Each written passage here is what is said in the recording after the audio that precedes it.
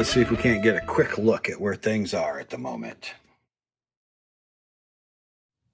Printed out this, I guess, paper faceplate, get an idea of how things may look. I was going to use decals, but I decided I'm going to make up a faceplate for it. And here we have the guitar input with its two-way high-low switch, and the harmonica mic input with its three-way impedance switch. And each channel will have its own dedicated volume control. I took a poll and every last person said, gotta have separate volume controls. So, and the original circuit used a James style tone stack. So that's what I'm hoping to use. So it's a 2-knob tone stack. At the moment, I'm still tweaking the values. If that doesn't work out, I guess I'll try a Fenderish 2-knob tone stack. Master volume, on-off switch, fuse, and right there is where the power indicator lamp will go. It's a like 120 volt one, but yeah.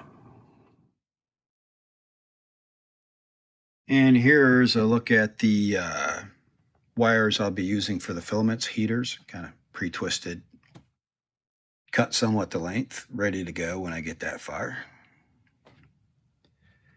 And the bus that I installed essentially is in the same location as the original bus.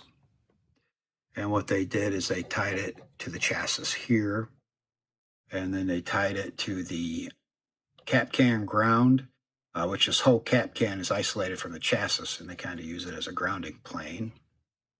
And they originally used preamp tube sockets that had the grounding posts in the center.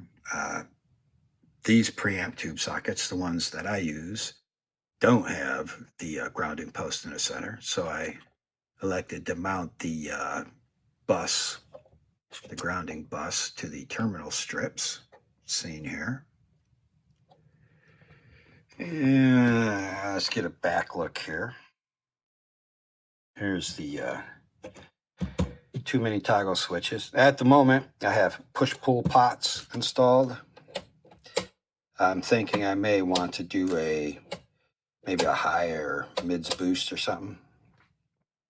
And I may or may not elect to make the 1 meg control pot for the tone stack, or one of the pots for the tone stack, a push-pull, to just completely eliminate it from the circuit.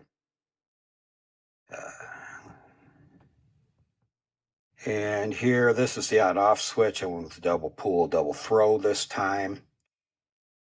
The mains power coming up here to the switch, I've run it essentially in the same place as originally, which is an awful long run, and I didn't just want to run 2 black wires all the way up through here.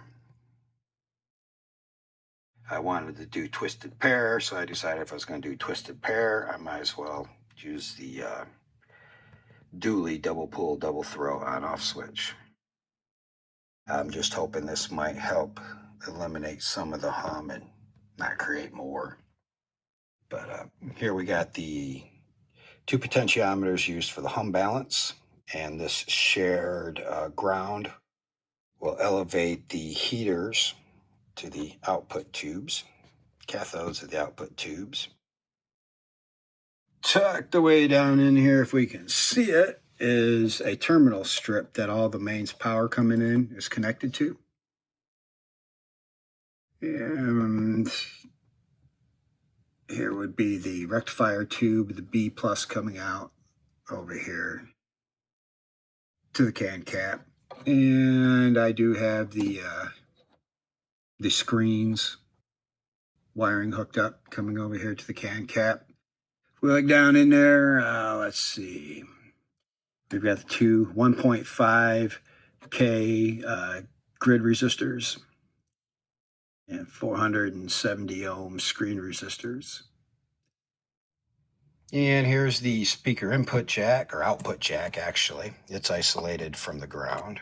And the wires run up through this rubber grommet here They pop out the other side, and over here the positive of the speaker output jack connects to the impedance selector switch, and the ground of the speaker output jack goes to the switch section of the damping potentiometer. And what that does is it allows the speaker ground to go either directly to ground via this bus wire. Well, actually, it's just a ground wire, I guess.